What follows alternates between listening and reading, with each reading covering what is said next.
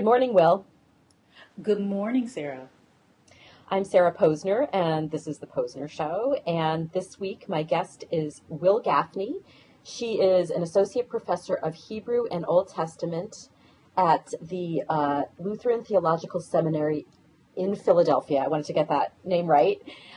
She is also an ordained Episcopal priest and a former military chaplain. And today we're going to have a discussion about the History Channel's miniseries, The Bible, which has 2 of the 10 episodes have been shown on the History Channel so far. They're being aired on Sunday evenings. And they're being replayed by the History Channel and, I discovered, by Lifetime, which I think is owned by the same company. So there are plenty of opportunities for people to take a look at it if they're interested. So you've been live tweeting both of the episodes, and you've been blogging about them as well. And you have some some praise for the production, and you also have some very potent criticisms of it as well. But first, I just wanted to give a little background on what this is and what it purports to be, and maybe some of the challenges in trying to do a project like that, where you're calling it the Bible, but you only have 20 hours, actually less than that with commercials. And so there's necessarily a lot of stuff that gets left out, or a lot of stuff that gets highlighted or not highlighted. So the first episode deals with part of Genesis. And the opening scene is Noah on the ark, and I think that's one thing that has gotten a lot of attention is that Noah speaks with some kind of Scottish brogue. Yeah. And this points to a little bit of some issues with race and identity in the series, which we'll get to, I think, especially with regard to the next episode. Yeah. But let's start with something that you thought was a positive with regard to how they opened the series with Noah as opposed to opening it with Adam and Eve. Right. Well, one of the narrative devices that they use is having characters tell other people some of the important stories in the Bible as a way of bridging the gap of time. So when Noah and his family are being tossed about in the storm, he tells them the story that we recognize from Genesis as the creation story. That's sort of family time and perhaps even faith building. And I love that as a narrative device, as a filmmaking tool, because it also reflects what many of us think happened in terms of a canonical process, that whenever these stories were first composed, they were told to people who valued them, who heard them, who retold them. And because of their great value, they became part of a smaller collection of stories that became canonized. And when people began to write down texts, and that's what Scripture is, written sacred text, it was those stories that were retold that people had a deep connection to. And so seeing a model of that process in small form, I thought was really nice from a canonical formation point of view. Now, the first episode deals with, obviously, some very key stories from the Bible. In particular, it deals in a kind of cursory way with the creation story, I think. Yes. But then it deals in a more in a longer way with God's test of Abraham, with the sacrifice of Isaac on Mount Moriah. Right. And then it seems to skip a whole lot of in-between material before getting to the story of Moses. Right. The first episode is actually the Torah, the whole Torah. It took me a while to figure that out. So it starts with Noah and it ends with Joshua, right? So it's very heavy on Genesis. A next significant piece on Exodus, it completely skips Leviticus and really skips Numbers, and is only at Deuteronomy in terms of the crossing over into the promised land, or setting up for the spies. So Right. that's what the first episode is. It's a mad dash through the Torah, and really just skipping some of the books in the Torah. Well, it skips a lot of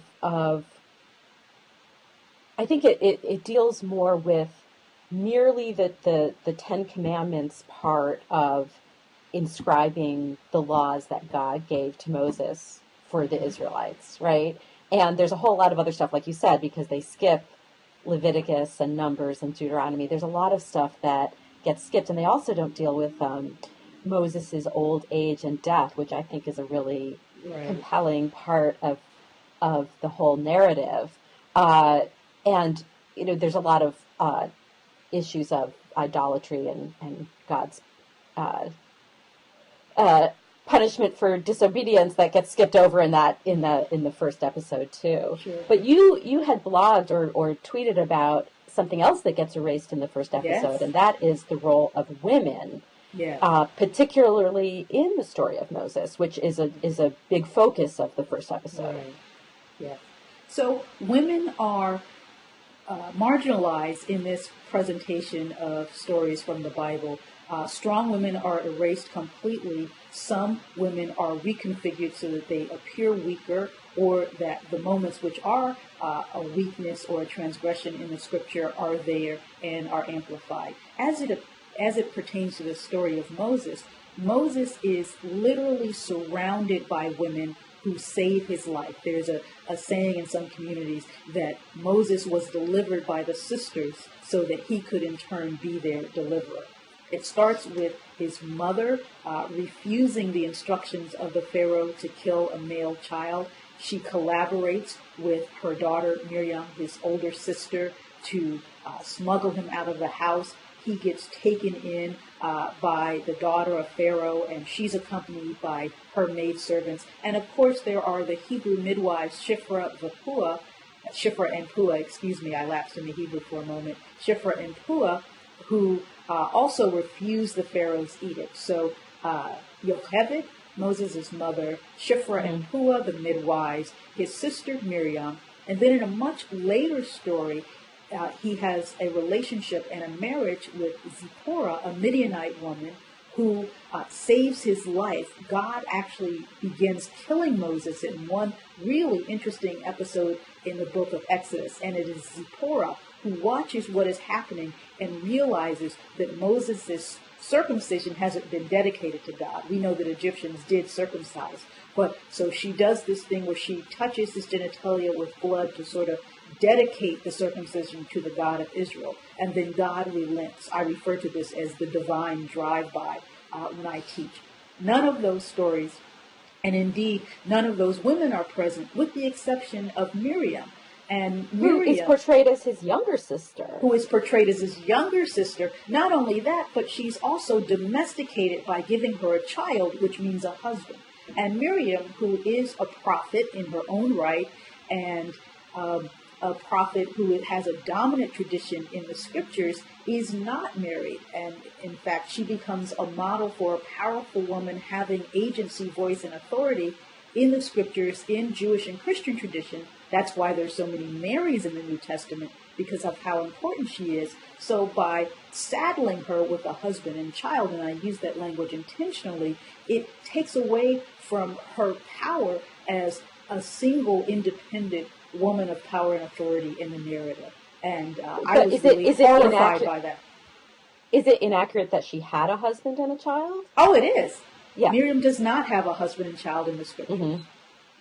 That's fascinating, because I think that in the first episode, and I watched them back to back, so I might be blurring a little bit of what was the end of the first episode and what was the beginning of the second. But it seems to me that women are always, the women that are portrayed, they are portrayed chiefly as, vessels for childbearing. Sarah, and I'm trying to think who are the other females in the first episode.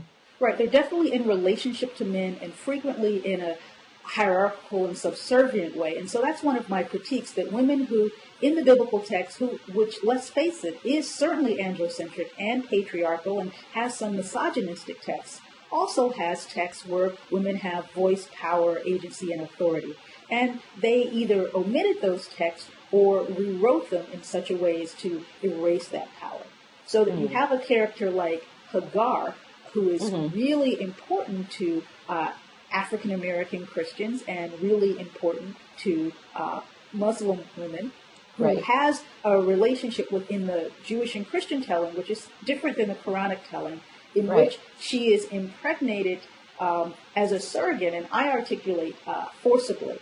That is, that she is a slave. She does not have ownership over her own body, which is something that resonates in the American slave context. Well, she also has an experience where she is physically abused by Sarah, so much so that she runs away.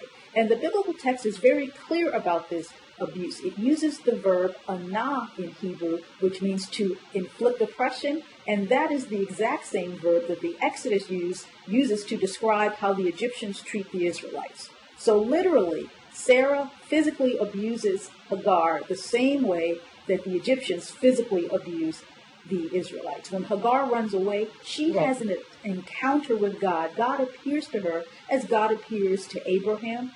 And then Hagar names God. She's the only one in all of the scriptures that gives God a name. This is an incredibly powerful narrative, and it's all erased. And the conception of Isaac is portrayed as being something less than the full ownership of a slave master and slave mistress. You mean the using the body Ishmael of their slave for their own procreative purposes. It's very much soft-pedaled, and that's a problem. Well, you said the conception of Isaac. You mean the conception of Ishmael, right? Yes, Ishmael. Thank you. Yeah. I beg your pardon. Right. And of course, it goes the other way in the Quranic story, so I have both stories in my head. Right. So, contrast that a little bit. Tell us how the Quranic story goes.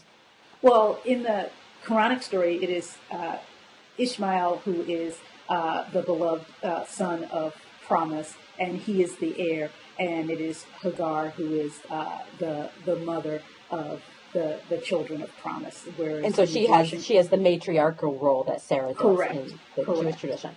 And so what role does she play? You said that in African-American Christianity she has a role to play there. What's that? Right. So Hagar is sort of the mother of many African-American people. I heard the expression growing up being Hagar's children. That is that for African-Americans whose ancestors passed the crucible of slavery, which is not the whole story of black folk in America. There's voluntary migration from Africa and the Caribbean. But for those who have slave ancestry, Hagar is an illustration of that paradigm of what we know full well, that our bodies were not our own as black women, that we were used to breed slaves. So having that story in the scriptures is a way of us seeing ourselves in the sacred pages, and also seeing that God reaches out to her in that context, makes her a promise, promises her a life for her son. And what many people don't realize is that their story continues a little bit, and there is a nation of people named after Hagar, the Hagarites, that appear in some very small verses later on as the fulfillment of God's promise to give her her own people.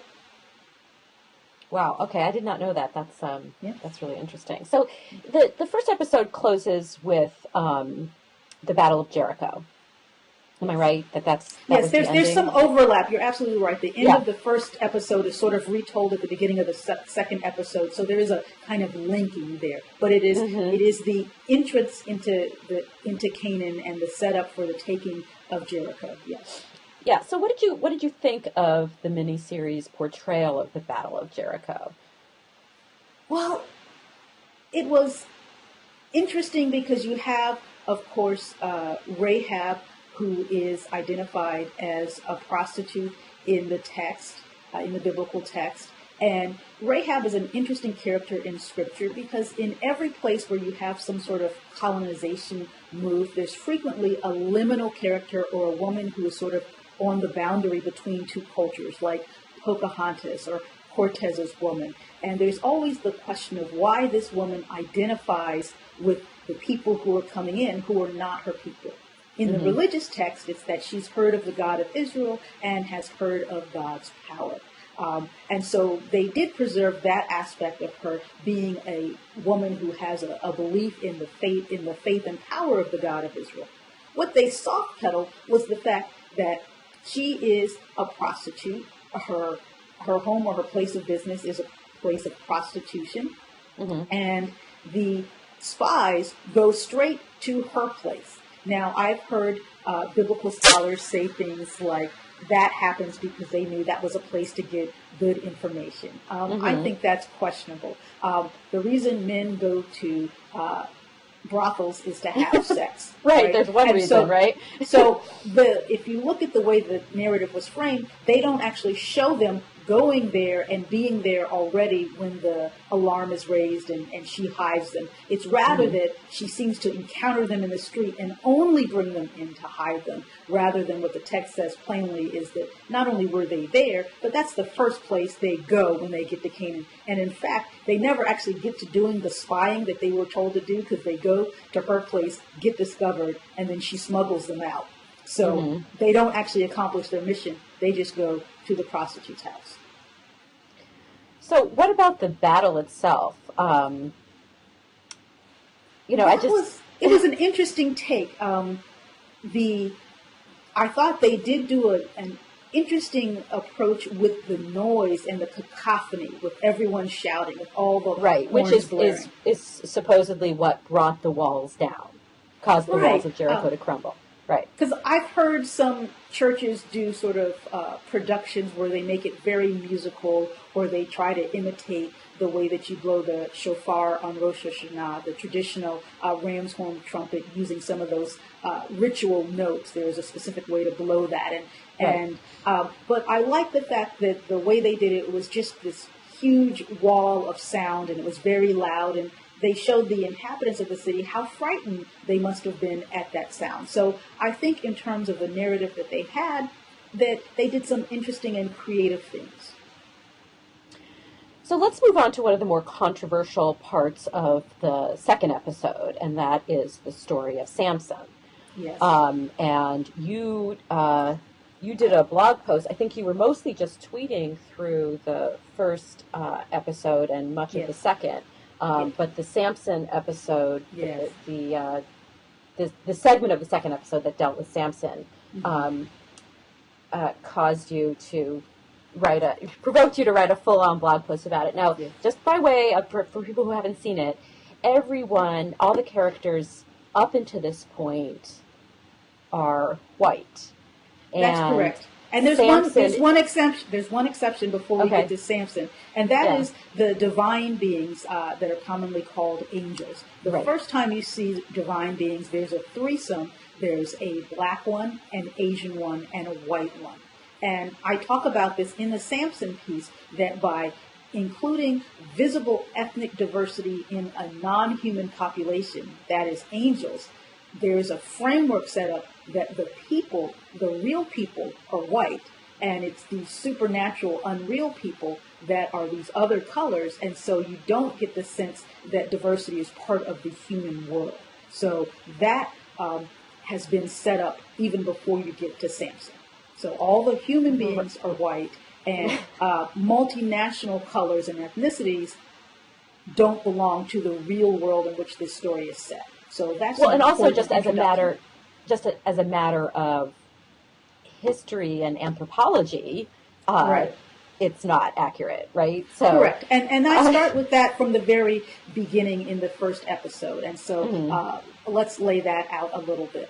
That we're talking about Mediterranean culture, the ancient Near East, Mesopotamia, where Israel, Canaan, and Palestine is between North Africa and West Asia. The Levant, or the Sinai Peninsula, and the lands on either side of it are the land bridge that connect Asia and Africa. Europe is really not a part of the story until the rise of Alexander the Great, way downstream in time.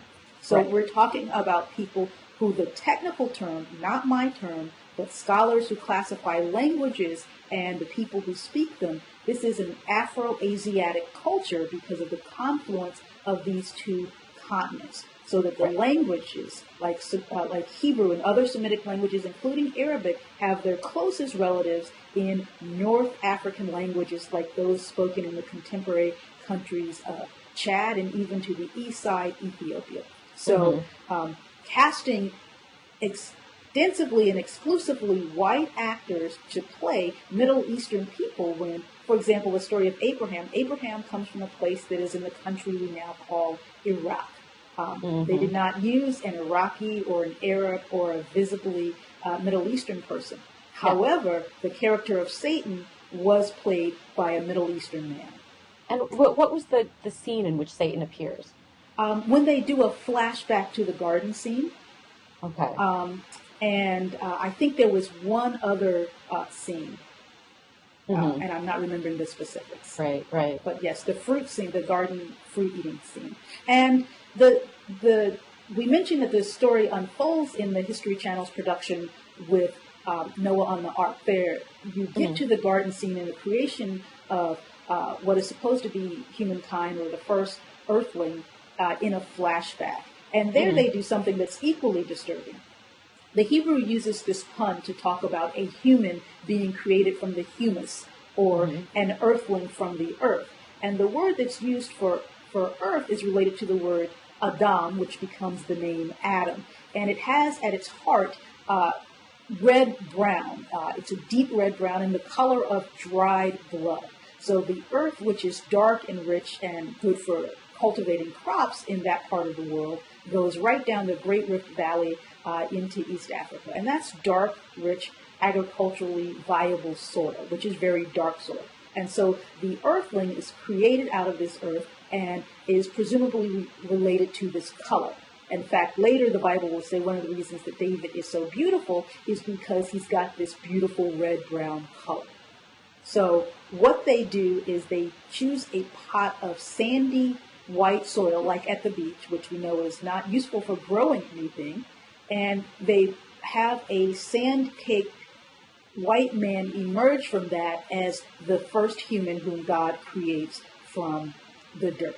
And so they have changed the color of the soil to make that first creation a white man, even though that's not what the biblical text says. And we haven't even gotten to what we know about anthropology, what we know about human beings arising from Africa.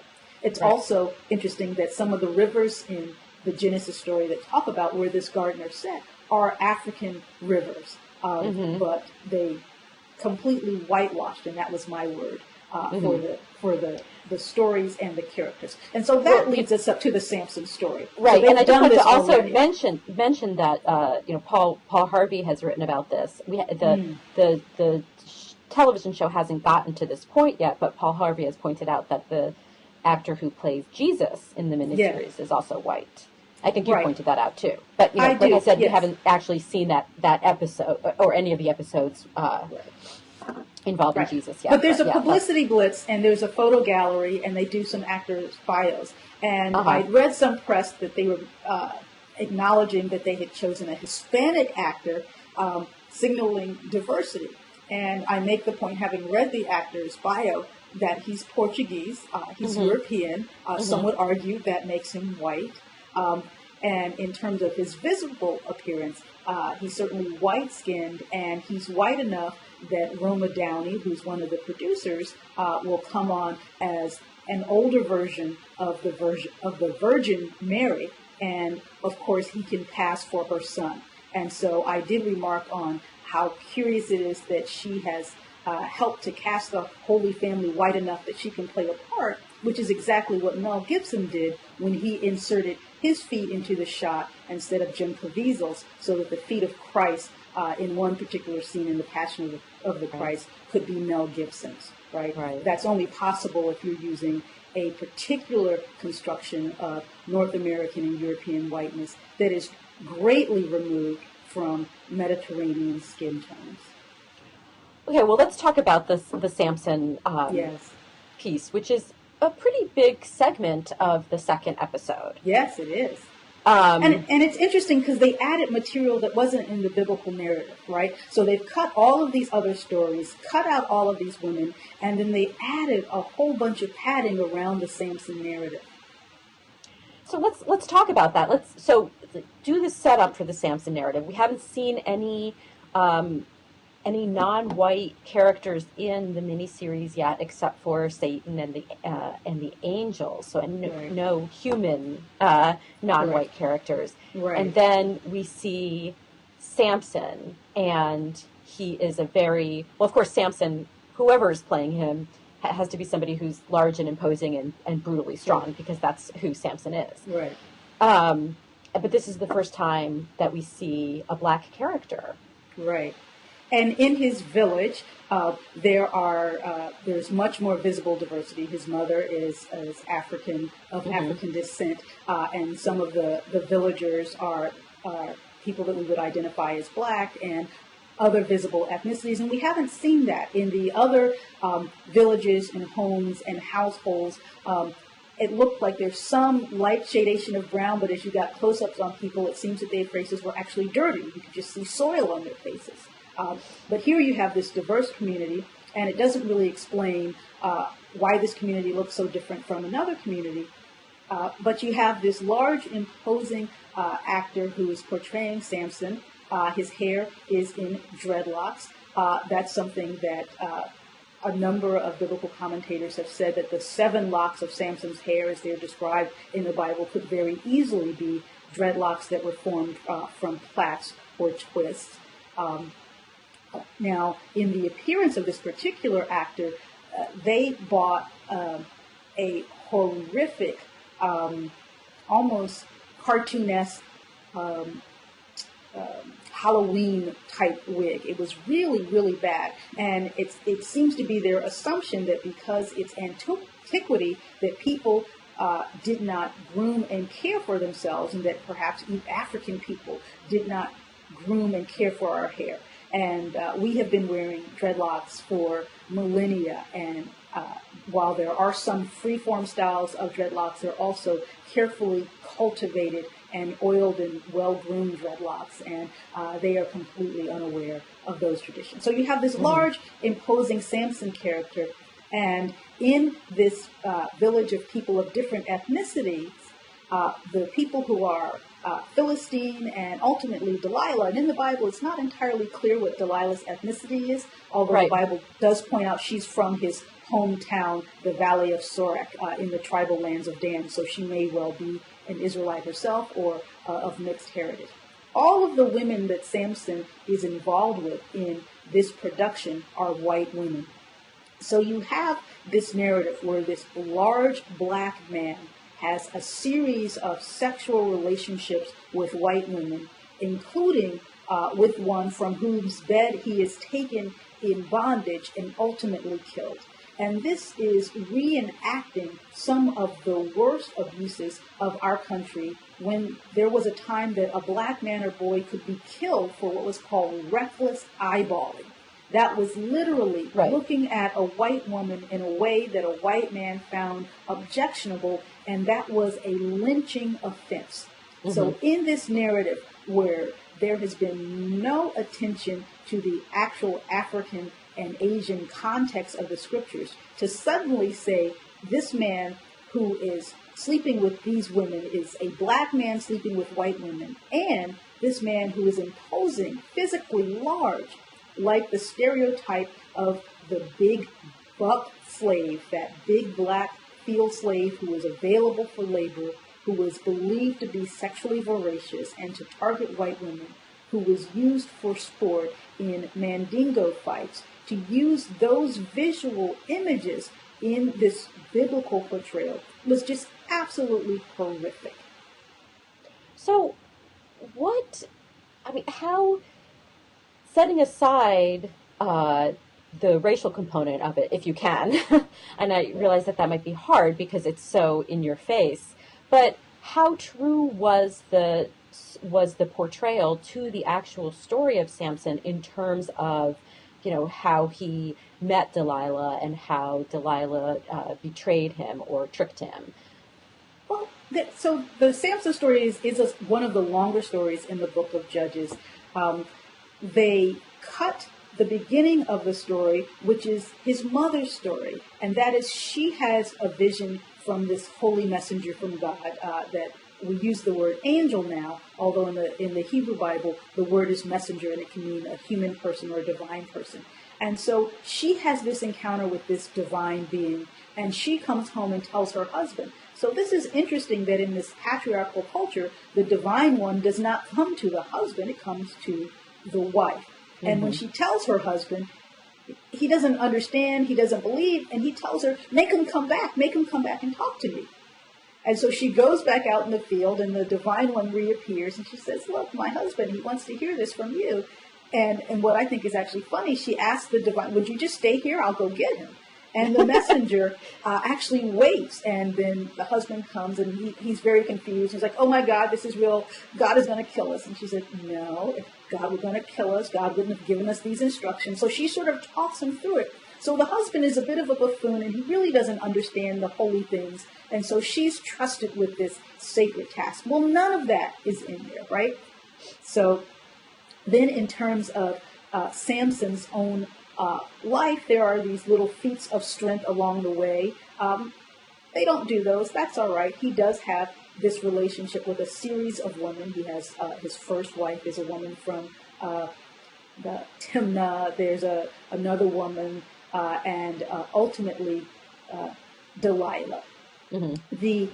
The emphasis on Samson's strength being available for God to use to defeat the Philistines, that is certainly how many people interpret the text, but it doesn't actually say that. And so they have his mother saying, well, God has given you this strength for a reason, and it's your job to defeat the Philistines. And so they put a sense of vocation and call and mission on Samson that's really not present in the text, although one might read it into it, but they simply add it in as dialogue. So they have covered the episode of Samson with their own interpretation.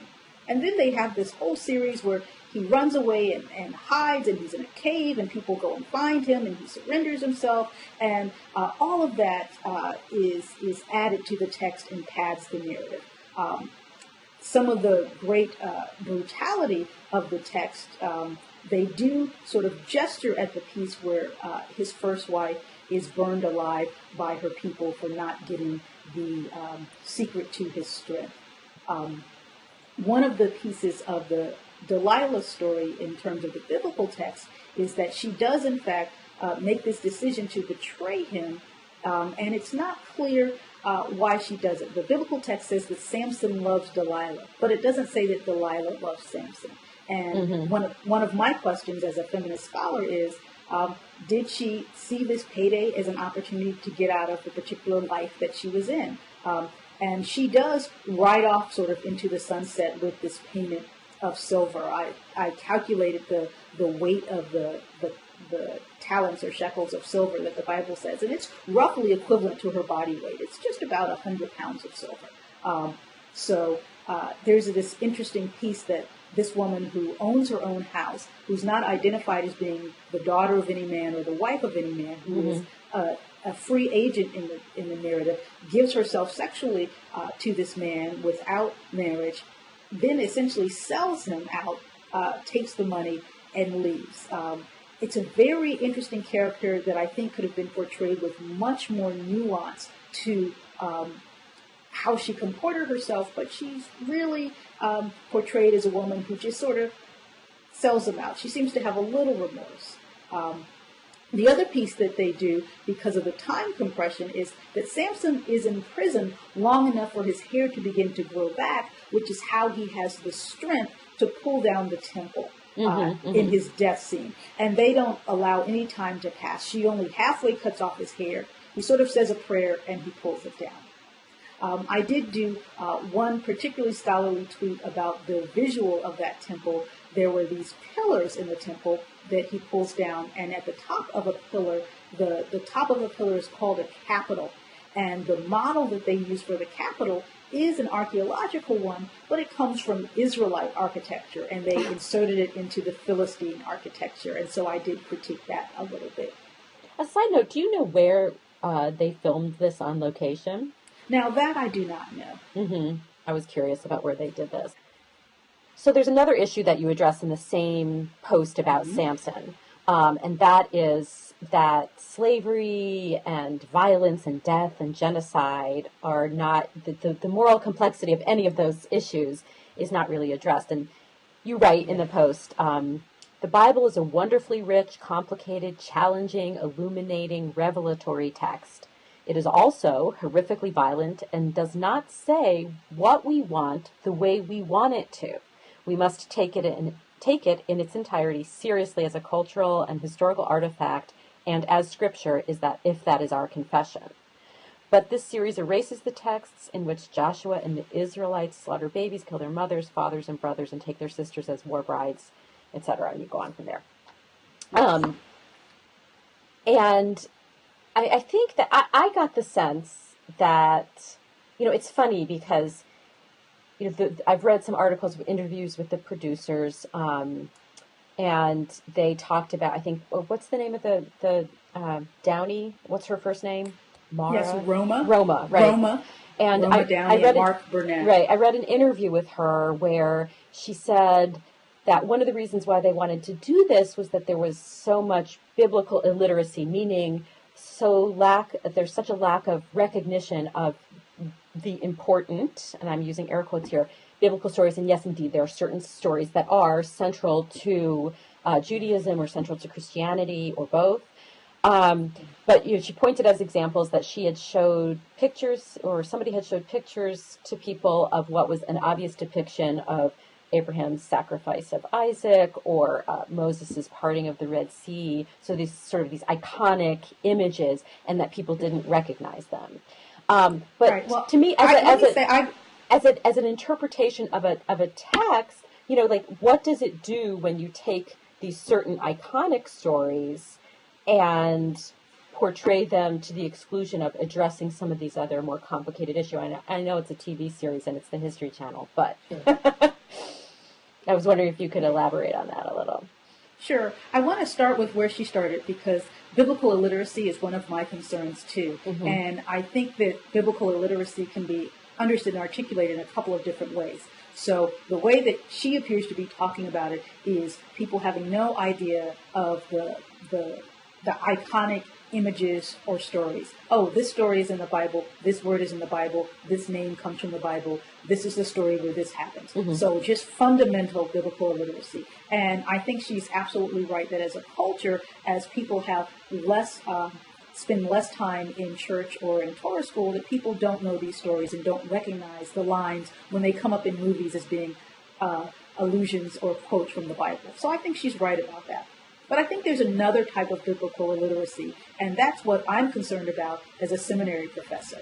And that is among people for whom the Bible is their sacred text, who say that they know it and teach it and preach it, whether they're clergy or seminarians or active members of a congregation, who don't know not only all of the stories in the text, but don't know their implications and are teaching sanitized, whitewashed versions, which gets us back to your question. So that when you say that the Bible is all about love, then you do a disservice to the people in the biblical text who are slaughtered for being the wrong ethnicity, who have their virginity sold, who are raped into making babies for a conquering people.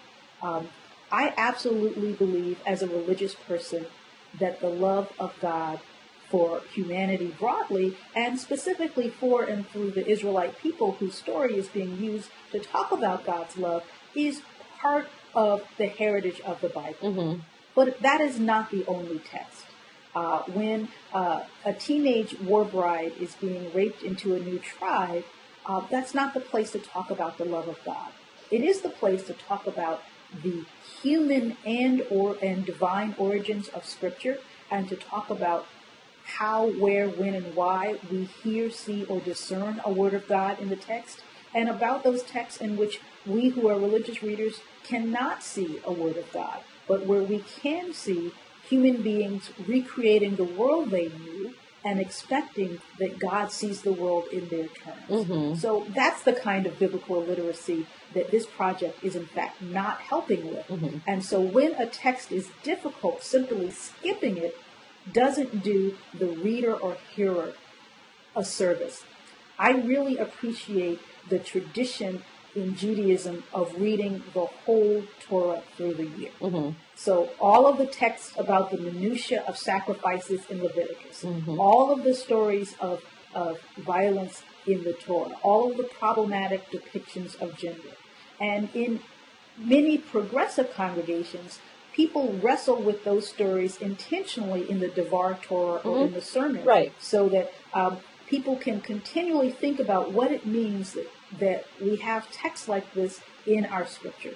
And I'm saying we because in addition to being an Episcopal priest, I am a member of a minyan, a Jewish prayer congregation, and I do give Torah talks and participate in those discussions. So disclaimer there. Right.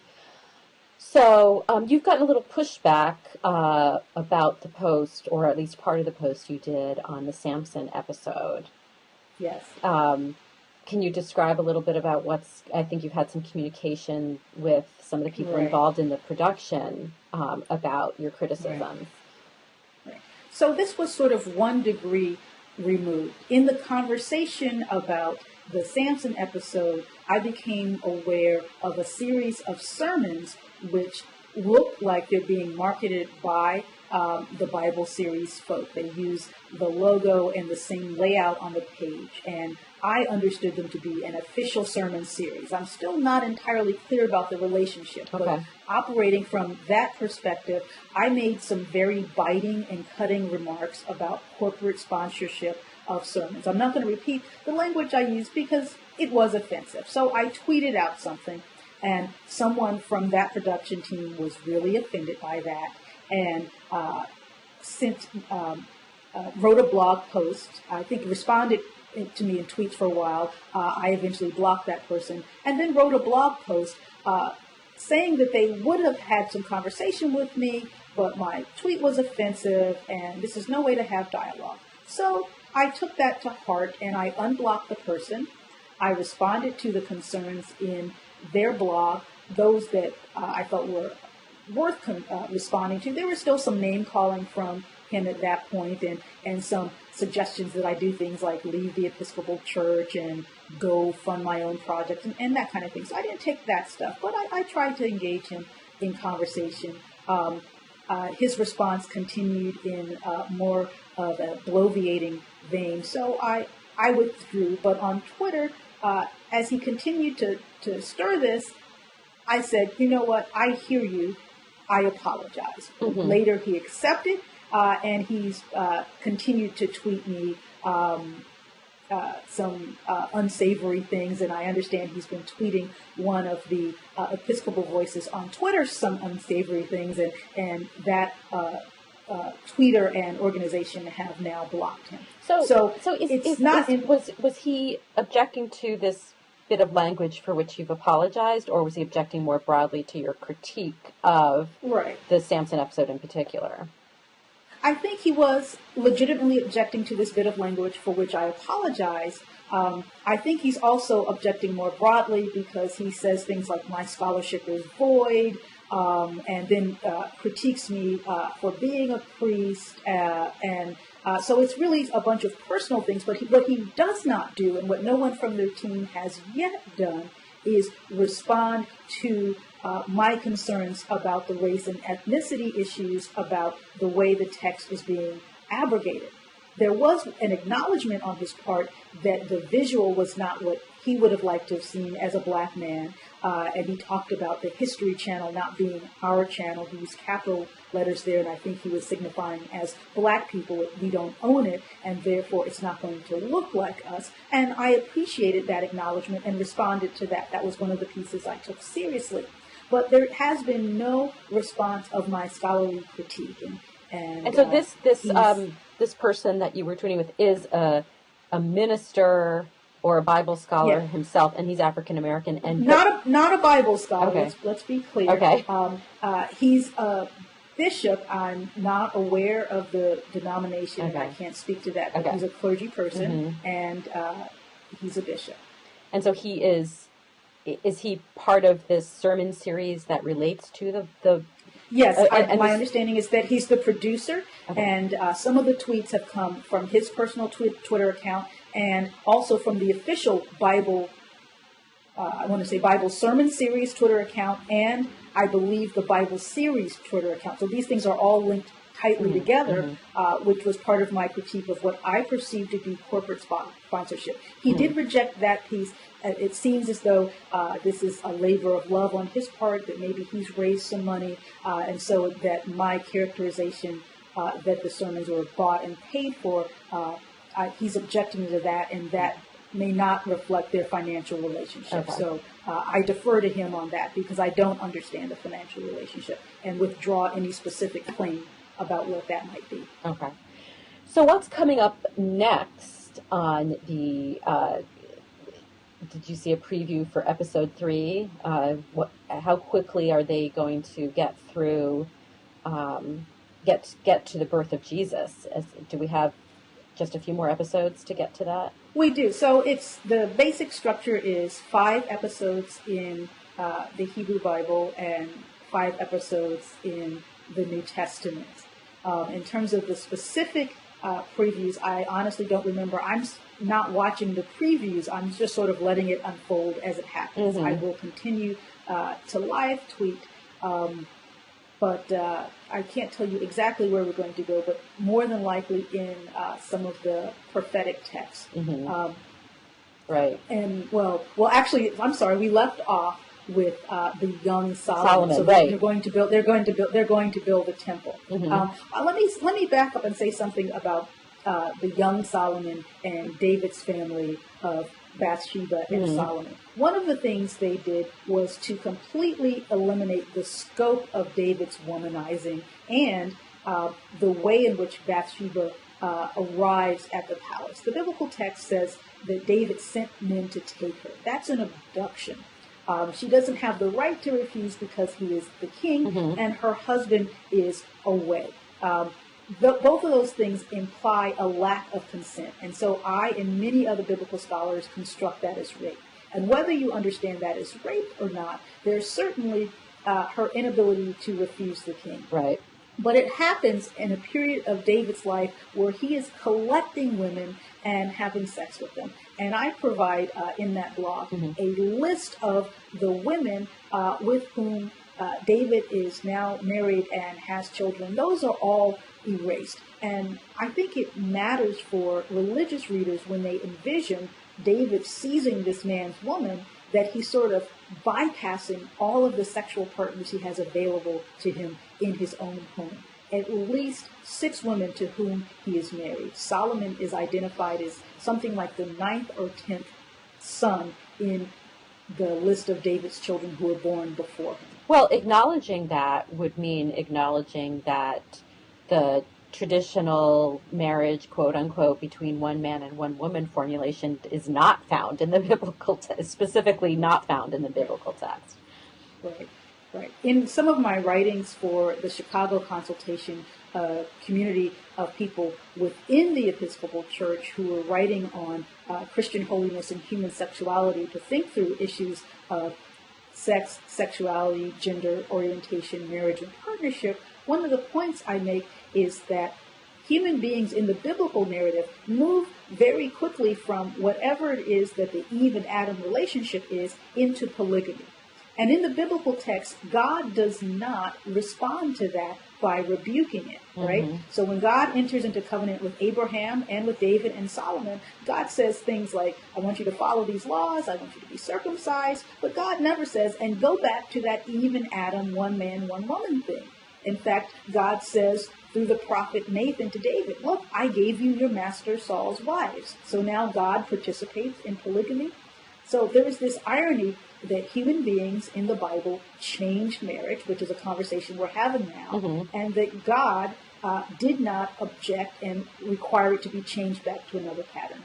It's also the case that there are multiple models of partnership in the Bible. Right. There are consensual partnerships, there are abduction and rape-based partnerships, there are slave-based partnerships, there are some one-man, one-woman partnerships, there are polygamous partnerships. All of those can be referred to as biblical marriage.